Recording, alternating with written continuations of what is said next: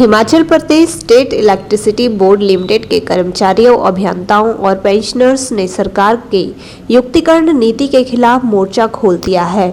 हमीरपुर जिला में बिजली बोर्ड के कर्मचारियों व पेंशनरों ने हजारों की संख्या में उपस्थिति दर्ज करवाते हुए प्रदेश सरकार के खिलाफ अपना गुबार निकाला और सरकार व प्रबंधन बोर्ड के द्वारा अपनाई गई नीतियों को लेकर विरोध जताया है। हमीरपुर के टाउन हॉल में आयोजित महापंचायत के दौरान Himachal Pradesh electricity board union के 7 विभिन्न यूनियनों के पदाधिकारियों के अलावा 2 पेंशनरों यूनियन के अलावा आउटसोर्स कर्मचारी के यूनियन के सदस्यों ने भाग लिया है।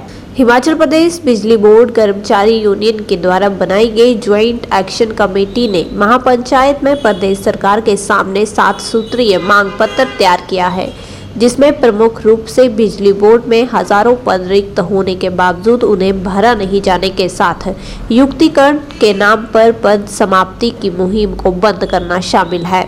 हिमाचल प्रदेश बिजली board joint action committee of employees engineer and pensioners के प्रदेश सह संयोजक हीरालाल वर्मा ने कहा कि आज टाउन हॉल हमीरपुर में बिजली बोर्ड की महापंचायत आयोजित की जा रही है। इसमें जिला भर से बिजली बोर्ड के कर्मचारी, आउटसोर्स कर्मचारी, सेवानिवृत्त कर्मचारियों की यूनियन के सदस्यों ने भाग लिया है। उन्होंने कहा कि सरकार की कर्मचारी विरोधी नीतियों पर सभी सदस्यों ने आक्रोश व्यक्त किया है। अपनी प्रमुख मांगों के बारे में वर्मा ने बताया कि सरकार और बोर्ड प्रबंधन द्वारा जनरेशन और संचार विंग के करीब 700 से अधिक पदों पर सरप्लस कर दिया गया है, जबकि 51 पद पहले ही समाप्त किए जा चुके हैं। 81 आउटसोर्स कर्मियों को बाहर का रास्ता दिखा दिया गया है। इसके अलावा बोर्ड मुख्यालय और परिसंचालन विंग में भी युक्तिकरण व वेतन केंद्रीयकरण के नाम पर हजारों पद समाप्त करने की प्रक्रिया शुरू हो चुकी है, जिसमें कर्मचारियों का भविष्य संकट में आ गया है। उन्होंने बताया कि हमीरपुर जिले में 7 मांगों को लेकर एक जिला बिजली महापंचायत आयोजित किया जा रहा है। उन्होंने कहा कि बिजली बोर्ड में ओल्ड पेंशन स्कीम को लागू करना, बिजली बोर्ड में नई भर्ती प्रक्रिया शुरू करना प्रमुख बिंदुओं में शामिल है। हिमाचल प्रदेश विद्युत सेवानिवृत्त कर्मचारी संघ के प्रदेश अध्यक्ष कुलदीप खरवाड़ा ने कहा कि महापंचायत के दौरान बिजली बोर्ड से सेवानिवृत्त कर्मचारियों को गत 2 वर्षों से लीव एनकैशमेंट सहित अन्य वित्तीय लाभ भी नहीं मिल पा रहे हैं, जिन्हें जल्द देने की मांग की है। उन्होंने बताया कि प्रदेश सरकार वित्तीय बोझ की बात कर कर्मचारियों और पेंशनरों के हितों की अनदेखी कर रहे हैं, लेकिन सरकार के द्वारा आम जनता को दी जाने वाली सब्सिडी के पैसे भी बिजली बोर्ड को नहीं दिए जा रहे हैं। उन्होंने कहा कि प्रदेश के विभिन्न सरकारी विभागों के 178 करोड़ रुपए बिजली बिल का भुगतान बोर्ड को अभी तक नहीं दिया गया है, जिसके चलते बोर्ड की वित्तीय हालत खराब हो चुकी है। उन्होंने मांग करते हुए कहा कि सरकार को जल्द ही बिजली बोर्ड प्रबंधन समिति के साथ बैठक कर कर्मचारियों व पेंशनरों की समस्याओं के समाधान के लिए कदम उठाने चाहिए। आज जिला हमीरपुर की हमारी जिला बिजली पंचायत है और इस बिजली पंचायत में बिजली कर्मचारी, अभियंता, पेंशनर के अलावा जो नुमर्ज जिला की वो भी इसमें आज भाग ले रहे हैं। और इसमें जो मुख्य मांगे हमारी है उस खास करके उसमें कोई फाइनेंशियल डिमांड नहीं है, बेसिकली डिमांड बिजली बोर्ड को बचाने को लेकर के है। पहली तो बिजली बोर्ड में जो आज भर्तियाँ नहीं की जा रही है, एक सबसे बड़ा इशू है। दूसरा आप रैशनलाइज को लेकर के पदों को कम कर रहे हैं, वो एक बड़ा इशू है। इसके साथ साथ बिजली बोर्ड के कर्मचारी जो उनके बहुत सारे क्लेम जो रिटायरी है, उनके ग्रेजुटी, लीव इनकैशमेंट तो पेंडिंग पड़ी है। और जो आउटसोर्स के कर्मचारी उनको ट्रेंच किया जा रहा है। पीछे आपने देखा होगा कि कुंजा आपके इंजीनियर के पद खत्म किए गए। अभी भी बहुत सारे जो 700 पद जो उनको समाप्त किया गया है या सरप्लस में डाला गया है। ये तमाम मुद्दे जिनको लेकर के आज हमारी जिला पंचायत हो रही है। मुख्य तौर पर जो बड़ी डिमांडें हैं वो हमारी 7 बिंदु हैं, जिसको लेकर के ज्वाइंट एक्शन कमेटी बिजली बोर्ड पेंशनर, एम्प्लॉयज़ और कर्मचारियों की बनी है। इसमें जो पहली मांग है वो मुख्य मांग है बिजली बोर्ड के कर्मचारियों को पुरानी पेंशन दी जाए। और दूसरी मांग है कि जो बिजली बोर्ड में जो रैशनलाइजेशन चली है इसको बंद किया जाए और जो आपने पद सरप्लस में डाले उनको विड्रॉ किया जाए और बिजली बोर्ड में भर्ती की प्रक्रिया शुरू की जाए। और तीसरी डिमांड हमारे जो आउटसोर्स के कर्मचारी उनके लिए एक स्थायी नीति बनाई जाए और जितने कर आपने ड्राइवर आउटसोर्स के ट्रेंच किए गए हैं उनको वापस लिया जाए।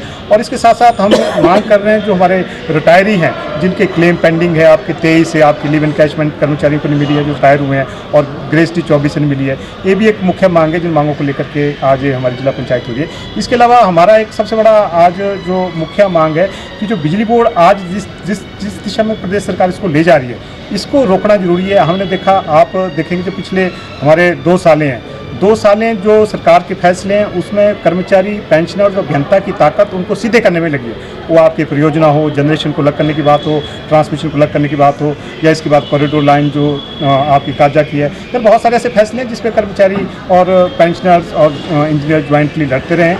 और हमारा आज कहना है कि आज अगर इस इंस्टीट्यूशन को बचाना है, अगर प्रदेश की जो जनता है, कंज्यूमर्स है, उनको बेहतर सेवाएं देनी है, इसमें भर्ती करने की ज़रूरत है।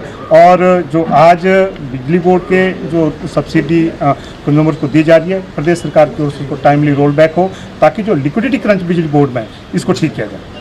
आज का जो जिला स्तर का जो महापंचायत हमने रखा है, इस पंचायत का जो मुख्य मकसद है वो तो वर्मा जी ने आपको बता दिया है। बाकी हम पेंशनर की हैसियत से बात कहना चाहेंगे कि हमारे जो पेंशनर्स हैं जो पिछले 1.5-2 साल से रिटायर हो रहे हैं, उनका लीव इन कैशमेंट ग्रेच्युटी सारा पेंडिंग चल रहा है।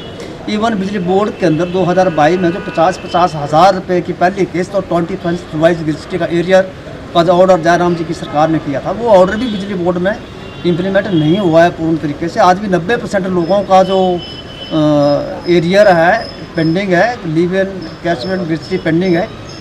हम ये कहना चाहते हैं कि बिजली बोर्ड के अंदर जो फाइनेंशियल क्राइसिस की बात कर रहे हैं, तो हम ये कहना चाह रहे हैं कि ये ड्यू टू मिस मैनेजमेंट है, कोई ऐसा क्राइसिस नहीं है।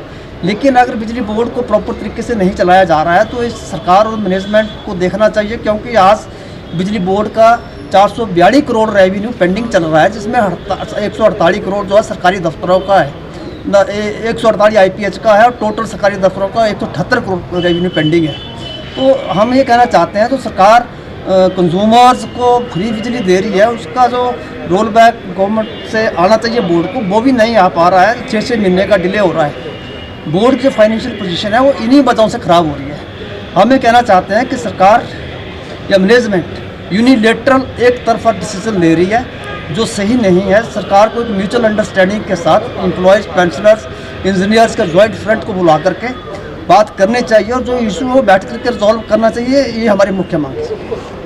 9 years ago, Super Magnet Group took the first humble step towards reinventing school education by establishing a school to cater the need for fastly changing scenario in education. With just 5 students, the journey started through culmination of 3 young minds, Engineer Shagundar, Mrs. Vatika Sood and Mr. Amit Kapil, has blossomed into a thriving educational group having more than 1000 students. At Super Magnet, we believe that our learners, they are not only children, but they are young adults, and they are growing at a very fast rate. We are introducing AI as a part of our curriculum. Super Magnet has helped me to develop my collaboration skills, learning skills, and refined set of abilities.